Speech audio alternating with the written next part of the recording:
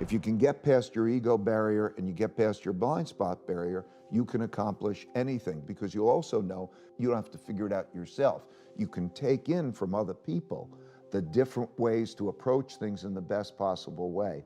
Almost always, or quite often, the first order consequences of things like, it feels good, it makes me happy, I don't want to argue, I don't want to deal with the challenges, I want to avoid the pain, that whole litany of things that you would say, that's going to bring you a happy life kind of thing. The second order consequences are more often the opposite than the first order consequences. I mean, it just so I don't know, the foods you eat, the ones that taste good, are probably the ones that aren't the ones that you should be eating. So now when you start to realize that life is almost a trick, okay, are you going to go for the first order consequences or the second order consequences? Okay, I'm like sitting on one side of a jungle, and that if I can get to the other side of a jungle safely, I'll have a great life. But okay, but if I cross the jungle, all sorts of things are going to happen. Now, what am I going to choose? Am I going to be on this side of the jungle and have just an ordinary life? Or am I going to have what I think is the best life possible, but I can get bit and all those things, and that's just the nature of life.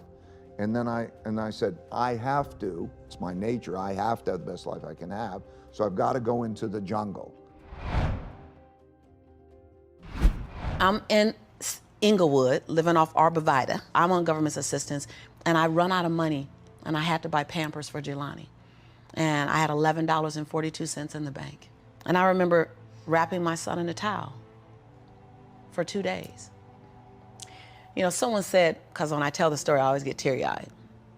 And someone said, do you fabricate the tears because you've told the story so much? No, I'm a mama. Every time I tell the story, I feel it again. I remember the second day, like you said, I had my hand on Jelani's stomach, and I said, don't worry, baby. Mommy will never be this broke or broken again. And that day, what shifted for me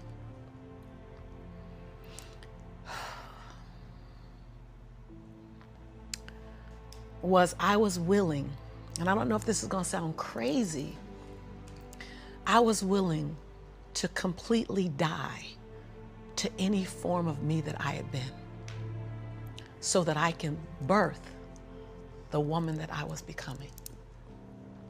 The reason why a lot of people won't become who they want is because they're too attached to who they've been.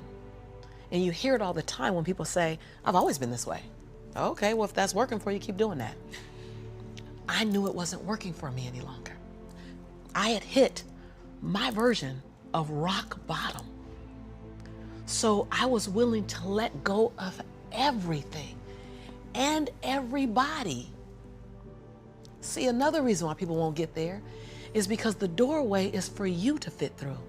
You're trying to carry everybody else through because you're trying to be Rescue 911. And you gotta rescue you first. I am much more valuable to my family and to my community because I was willing to let them go through the door myself, teach myself, learn myself, condition myself, and then come back and get them. I'm much more valuable to them now. But I had to go through a window time of 10 years of judgment. You leaving us, hanging out with white people all the time. You going to these crazy countries. We don't know what I had to be willing to allow my conviction to make me inconvenienced. See, we want to grow, but we want to stay liked by everybody. I was willing to be my own rescue at the risk of your approval.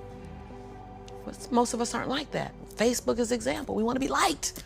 Well, I woke up and I like myself today, so your like is extra. My job is to like me first. I was willing to say every day, Lisa, you like you? Lisa, are you proud of you? Lisa, are you playing full out? Every day before I checked in with anybody else. Only when you're in a pleasant state of experience, your body and your brain works at its best. There's no argument about that. There's enough evidence to show that. So whatever impact or success or reaching goals or growth or whatever you say, on one level in the physical world, it's about how well you harness your physiological and your psychological process, isn't it?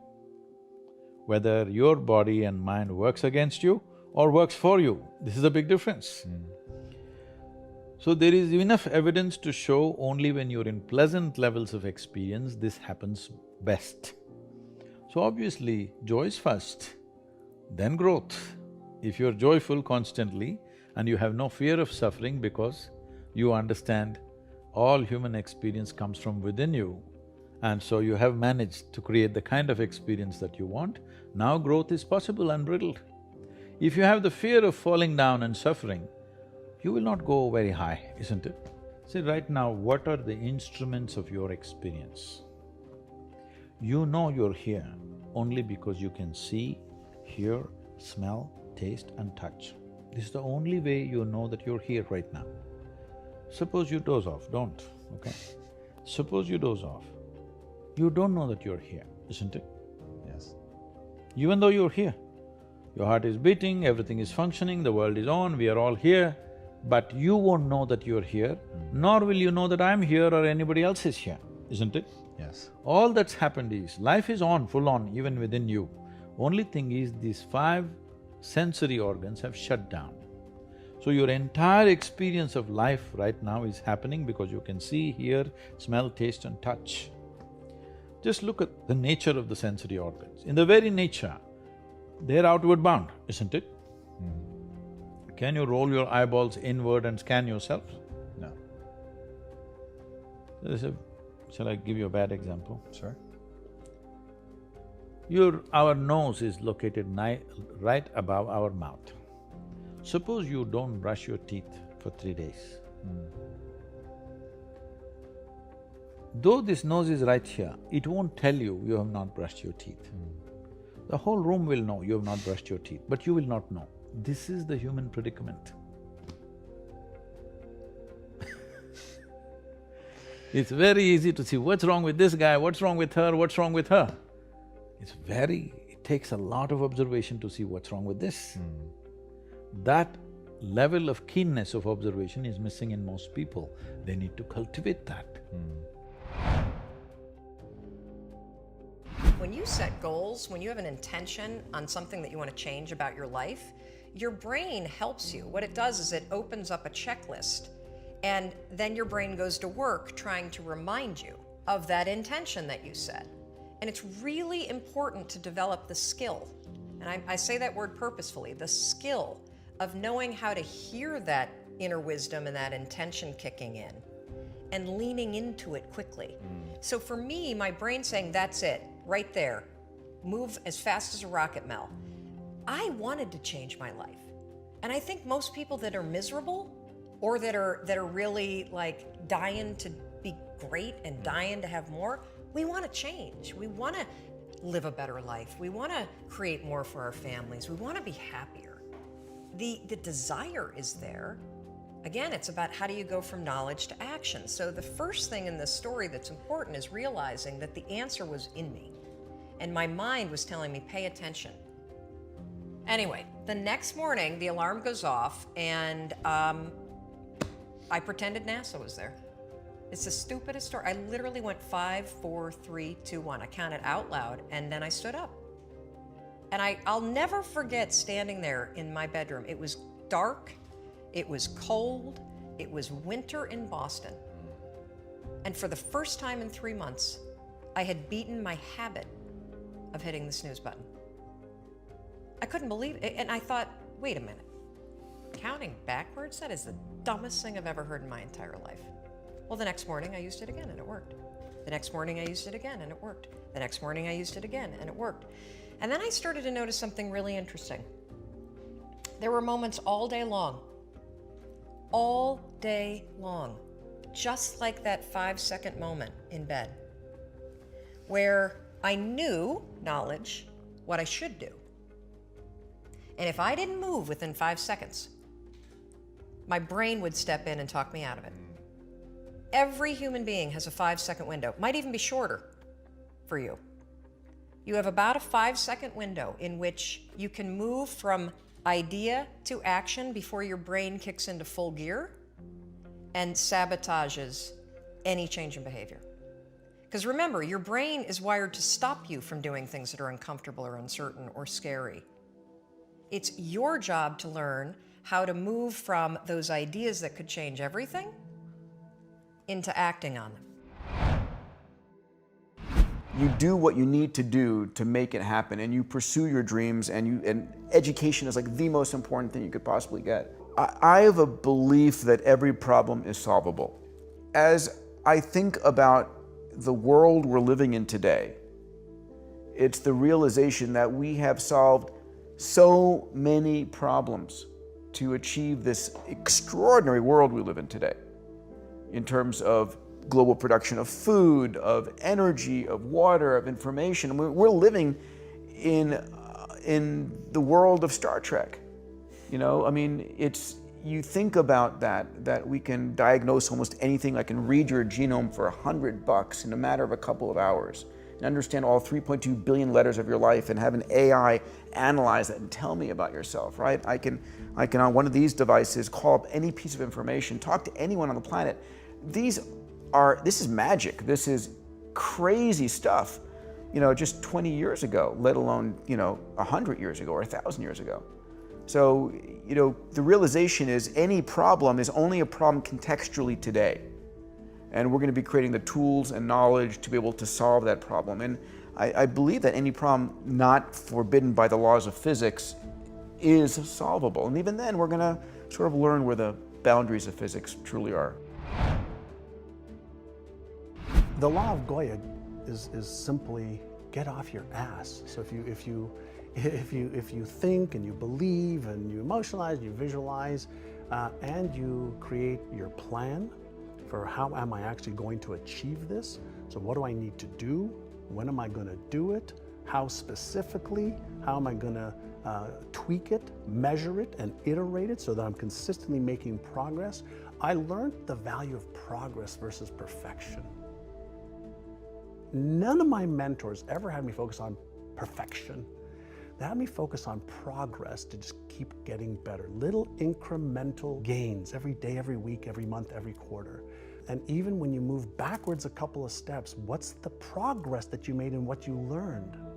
So I was taught that failure is an opportunity to learn. And I was also taught to disassociate me being a failure from failing. When we feel something, chances are that we're going to release dopamine in the brain, the feel-good neurochemical that activates the reward center of the brain.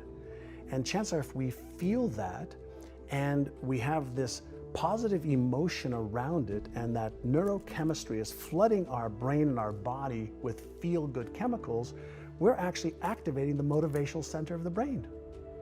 And so when we visualize, when we set a goal, when we take an action step, when we emotionalize, when we read our goals, the initial flood of neurochemicals, dopamine, serotonin, feel-good chemicals, and then if we share it with a friend, oxytocin, those three neurochemicals, those are the neurochemicals of goal achievement.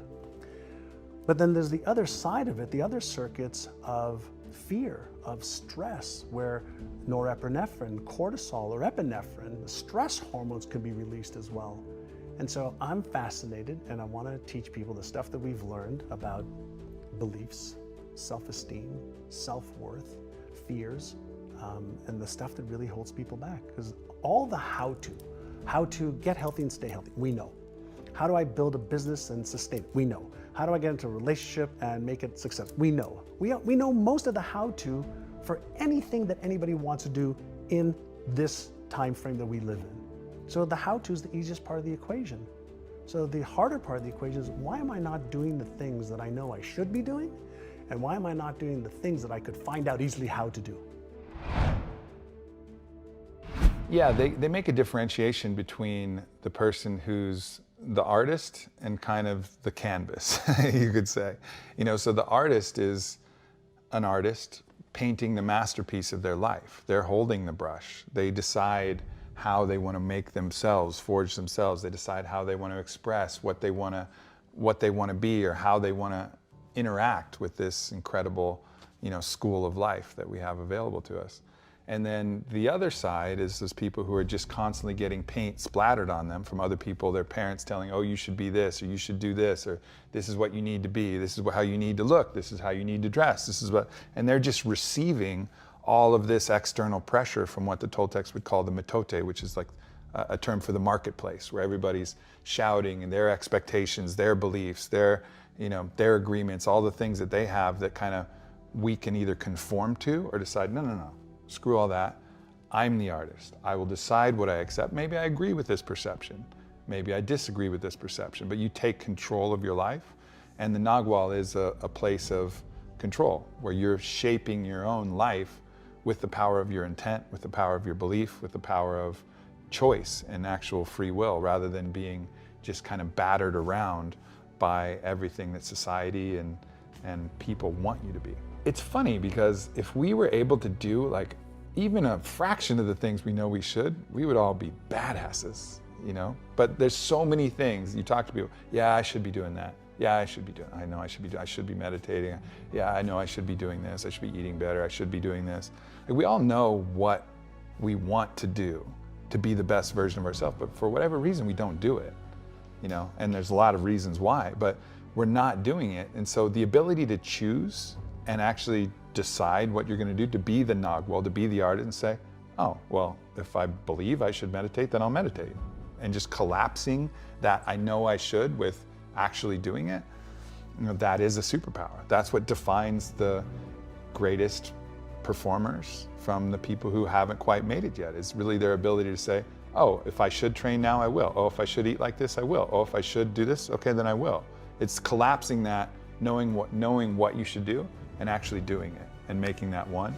And that's ultimately a choice. Like, we have the ability to tap into that superpower of choice, that superpower of free will. Not going to be easy, as the mind will play a billion different tricks and rationalizations and whatever, but ultimately we are in control. You know, as I said, I'm not saying it's easy, and I'm not saying it's the best strategy. You know, I think you got to be fair and say like, oh, I can't do that. Well, if you can't do that, use other methods. You know, do what you need to do to be effective, but know that you do have that power. We all have that power. We have the power to have the agency to make those type of choices. Once you get over the fear of being embarrassed, you know, no one likes to be embarrassed, but once you get over being scared of being embarrassed, it's super liberating. And it allows you to go into lanes that otherwise you wouldn't go into. And everybody's wired differently.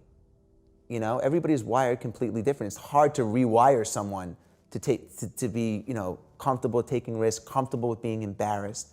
And I think it comes from having a lot of egg on your face and learning along the way. My partner and I were guests on a private jet when I was 27 or 28 years old. And when we walked onto the airplane, it was like the scene in The Wizard of Oz when everything goes from black and white to color. We're like, people fly like this? This is unbelievable. I want to fly like this. And by the time we landed, we're like, let's start a private jet company. You know, like, definitely, you know, so we could fly privately, except we had no airplanes.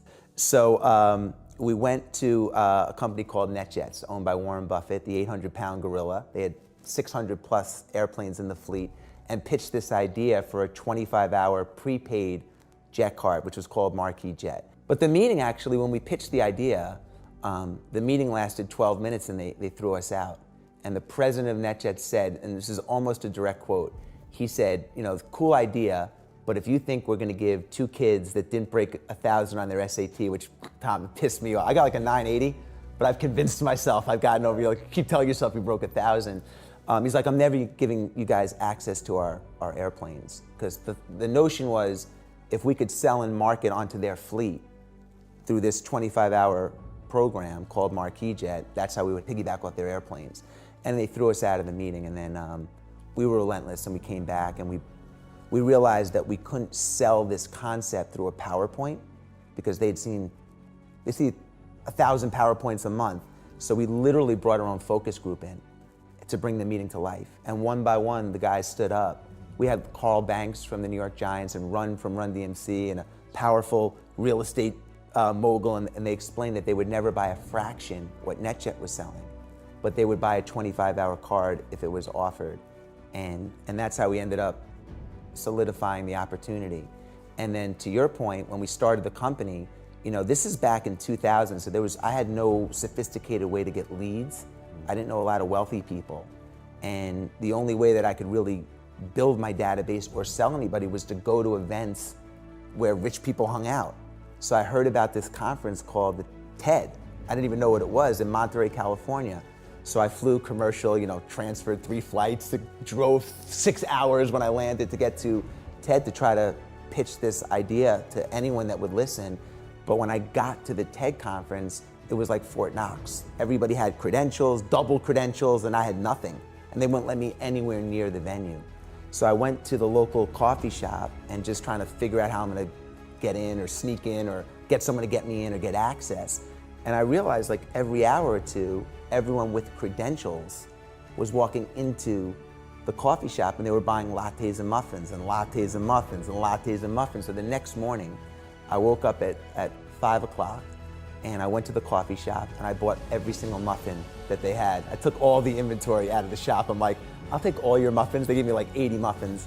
And I was sitting, and then when the first wave of TED attendees, broke for their break and they came, one of the customers said, can I have a latte and a muffin?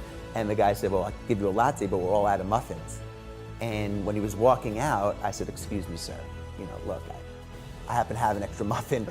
Actually, I have 800 of them, but if you want a muffin, you can have one of my muffins. It's like, no, get out of here. I said, no, I realized. We started, well, what do you do? What are you doing here? We started having a conversation, and he said, do you mind if I join you? And I, my only thought was like, you are qualified to buy a card, you can join me. And he was my first sale.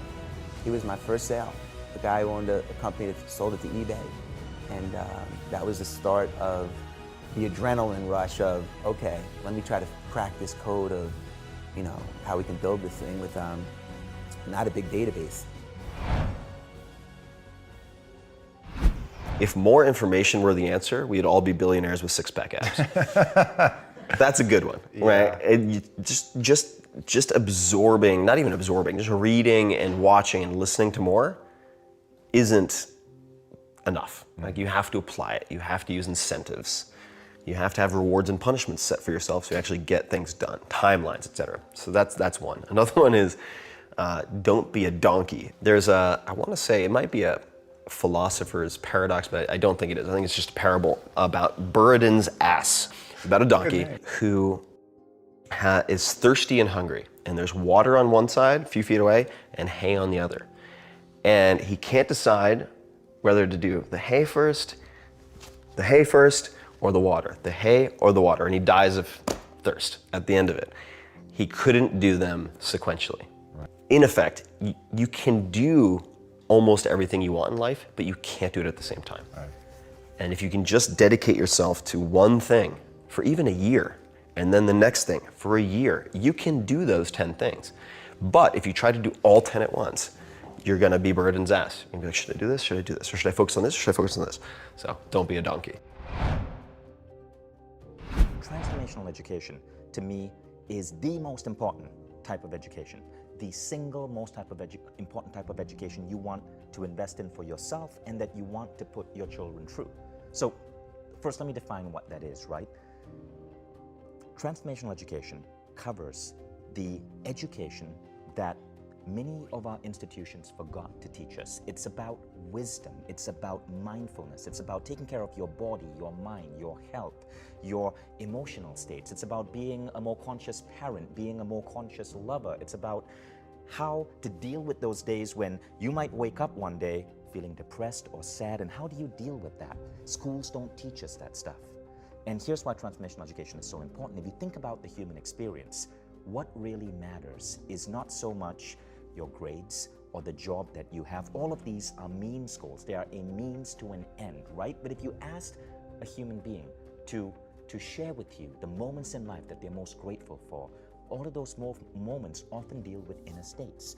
It's falling in love. It's carrying your first child in your arm. It's the joy of like accomplishing your first big win. And all of these are states of happiness, states of joy, states of human connectivity. Transformational education shows you how to get there faster without the dogma, without the unnecessary toiling towards a degree, and then that job that society says you need, and then that career path, then breaking yourself working 9 to 5 on something you hate. And the reason it's so important is because the world is changing at an exponential rate. Ray Kurzweil says that by 2029, on our smartphone, all of us will have the equivalent of personalized artificial intelligence. You can call it anything you want, Rose, Jarvis, Nancy, whatever. But this AI will be able to run your life for you. All the knowledge that we are currently learning in school will be in our extended brain. And so what then should we be studying? Because history, geography, everything is going to be on our personalized AI. So the most important thing to teach people is transformation. It's to teach people how to expand their worldviews, to teach people how to know how to take care of their health, how to stay healthy, how to practice longevity practices, how to go within when they're feeling sad, how to practice meditation and mindfulness. This is the most important education.